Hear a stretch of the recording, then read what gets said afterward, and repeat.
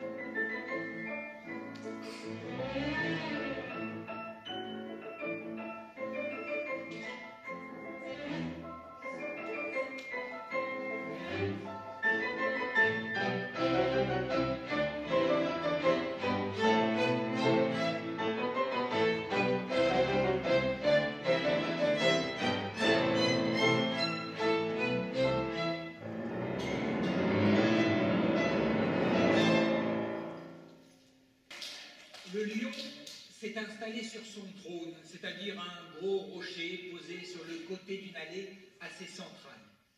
Les premiers à passer sont les volailles, les petits poussins, les poules, les coquelets et bien sûr le coq.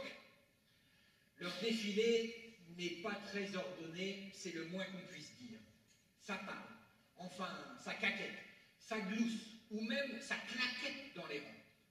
Le coq de basse-cour a beau coqueliner, rien n'y fait. Ça se vole même dans les plumes quand carrément ça ne pond pas un œuf au milieu d'une allée tout à la fin. Et écoutons cela.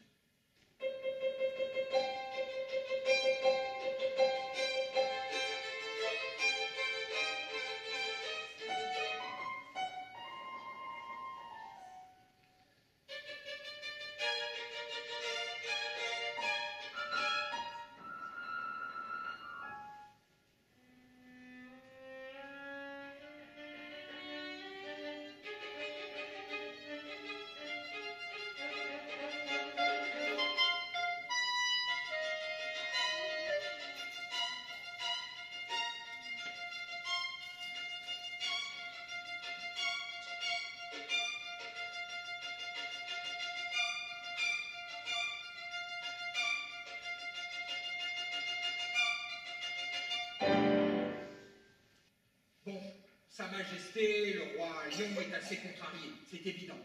Pour un début, ça commence mal. Quelle est la suite du programme déjà? Ah oui, les chevaux et autres équidés.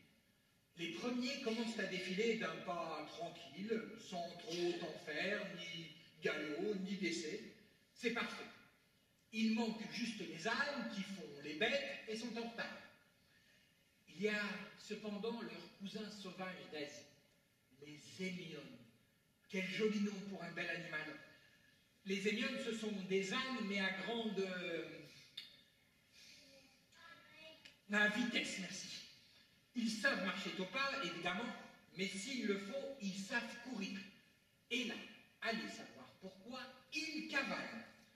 À peine le temps de lever la tête, qu'on ne voit plus qu'un nuage de poussière qui retombe doucement sur le sol. Ce morceau est uniquement joué par les pianistes.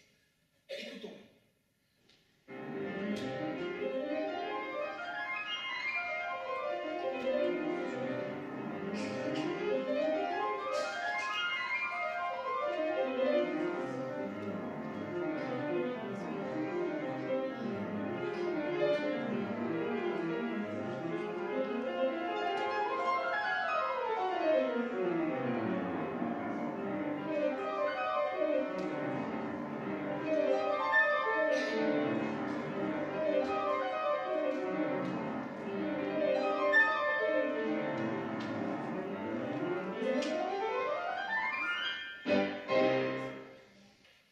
Le lion n'est vraiment pas content. Pourquoi tout s'est emballé d'un coup? Personne ne sait. Mais une enquête va être menée. En attendant, la suite du défilé tarde à venir. Tout le monde regarde l'heure, les secondes passent, puis les minutes, et personne ne voit rien. Ah si, au loin là-bas, quelques silhouettes au ras du sol dodelinent tranquillement de la tête. Ce sont, mesdames les tortues, de vieilles personnes plusieurs fois centenaires, avec, à leur tête, la plus âgée, la plus sage, Orphée. Si elles avancent lentement, c'est qu'elles prennent le temps de s'échanger des cancans, ces histoires sur l'une ou l'autre. Oui, elles font cela, et même Orphée aux enfers. On s'impatiente en tribune. On se croirait à la parade des Jeux Olympiques. Mais bon, on prend son mal en patience. Ces dames s'avancent lentement, lentement.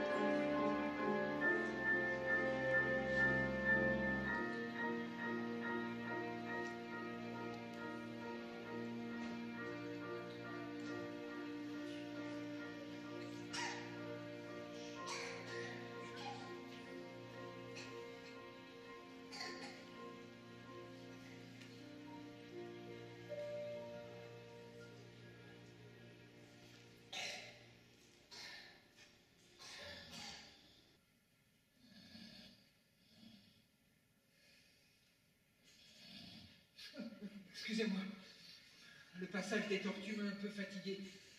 Je ne suis pas le seul, d'ailleurs, ça ronfle sec. Le roi dort, les conseillers aussi, bref, toute la cour. Mais un ronflement, puis plus puissant que les autres, se fait entendre. Tout le monde sursaute, on ouvre les yeux, on bâille, on s'étire. Et quel est ce bruit? Ce n'est pas un ronflement, c'est un barrissement d'éléphant. Évidemment, c'est à son tour de passer. Hélas, il ne reste plus qu'un seul éléphant dans le zoo, le vieux Berlioz.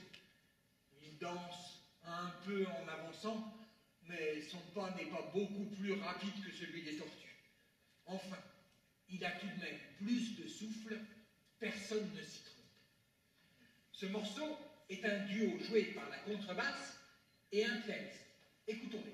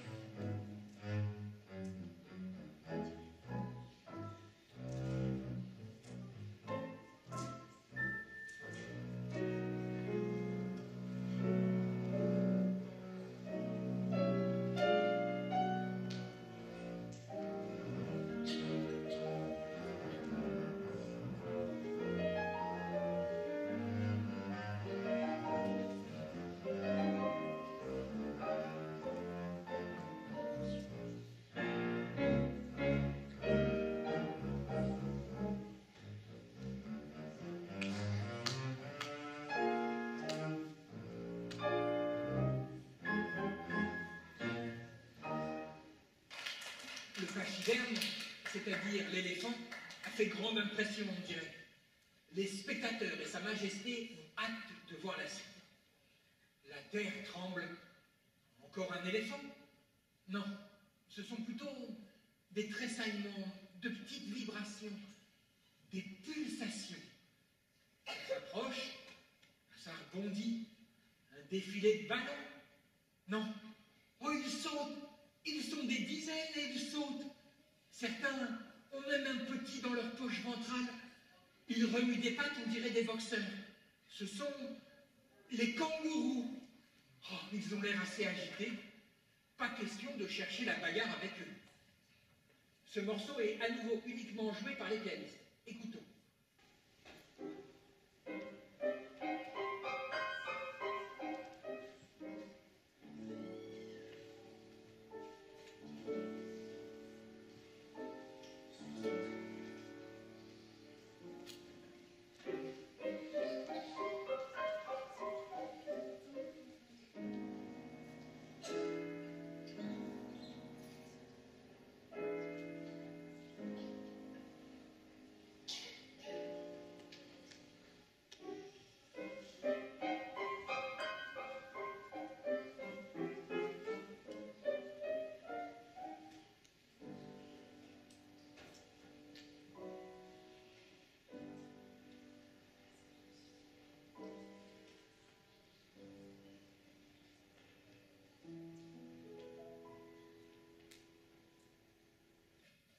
Faites des vibrations, tout le monde sautille un peu sur son fauteuil. Les kangourous sont tous passés, mais les vibrations, elles, continuent. Elles se font même de plus en plus fortes. Est-ce l'éléphant qui s'est trompé de chemin? Eh bien non. L'éléphant est même tout petit par rapport à ce qui arrive. C'est énorme. On n'a jamais vu cela. Cela fait bien 20 mètres de long, sur 6 de large et 4 de haut. Un peu comme une piscine qui aurait des roues. Non, pas une piscine, un aquarium, avec des poissons partout de toutes les couleurs et qui font des bulles, des centaines de bulles qu'on entend doucement remonter.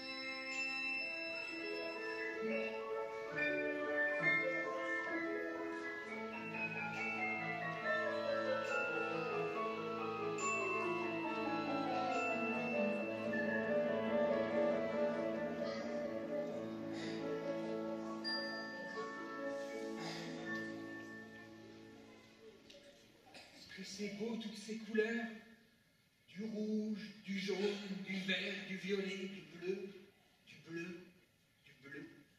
C'est même plus que beau, c'est juste magique. Toute la cour est ébahie, bouche grande ouverte, yeux écarquillés. Ils ne veulent pas en perdre une miette. C'est un rêve. Alors, c'est peu de le dire que le réveil est difficile. Des cris atroces. Ce sont les ânes, oui, ceux-là même qui étaient en retard tout à l'heure. Les voilà. Ce morceau est uniquement joué par nos deux violonistes. Écoutons.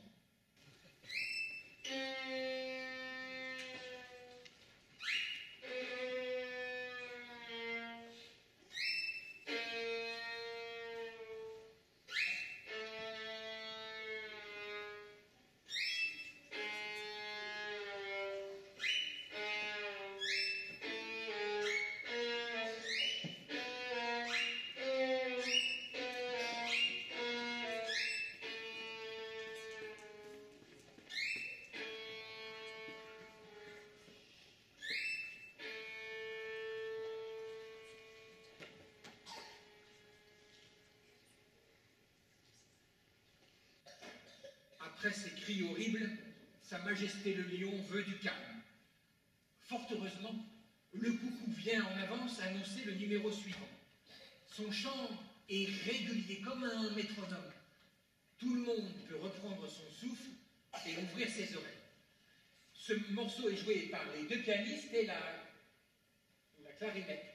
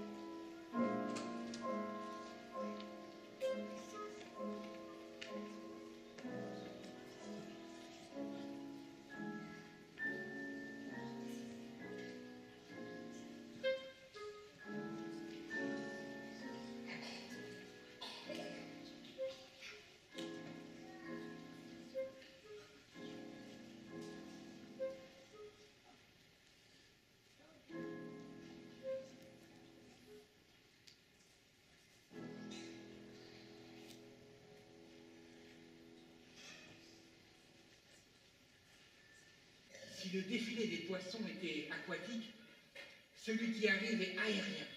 C'est un feu d'artifice, des couleurs à n'en plus finir qui virevoltent dans les airs.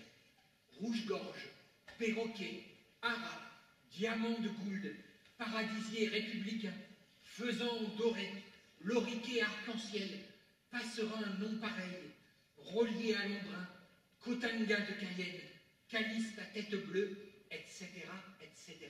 C'est la flûte qui est particulièrement à l'honneur dans ce morceau.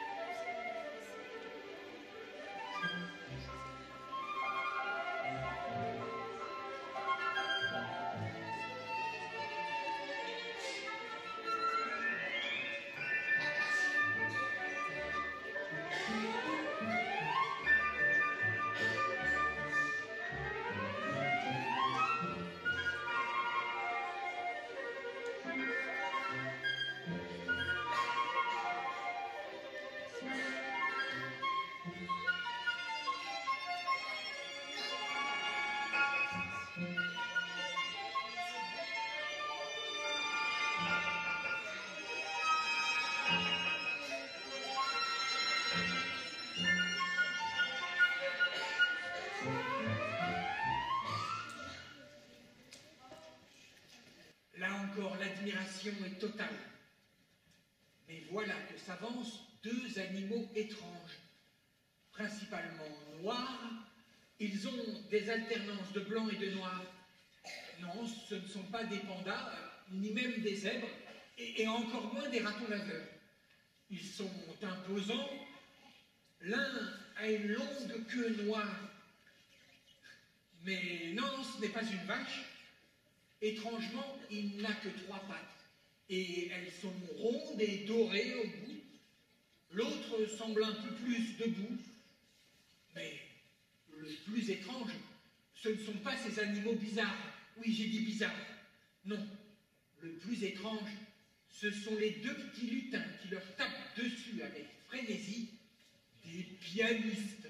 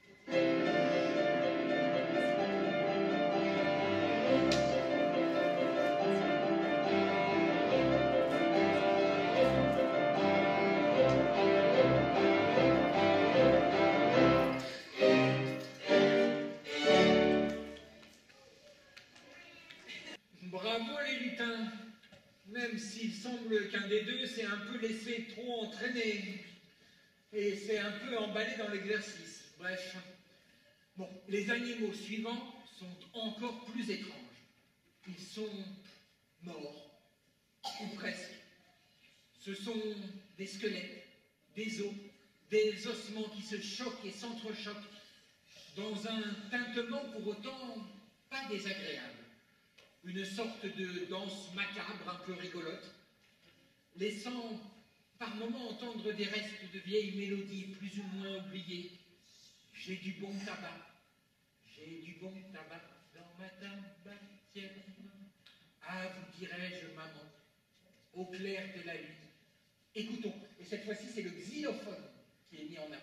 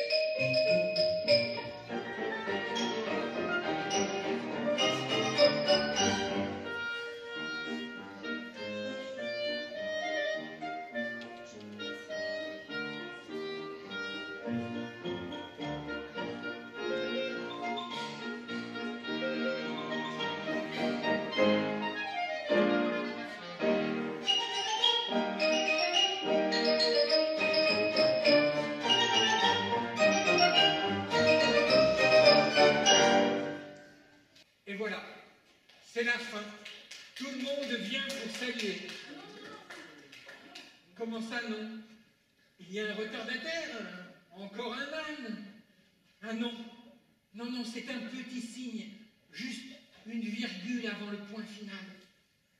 Il est tout abattu d'avoir été oublié. Il n'ose même pas se montrer devant tout le monde. Il défile seul sur un petit bout de lac. Il est tout mignon, si beau, si triste. Ce morceau est joué par le violoncelle et les deux pianistes.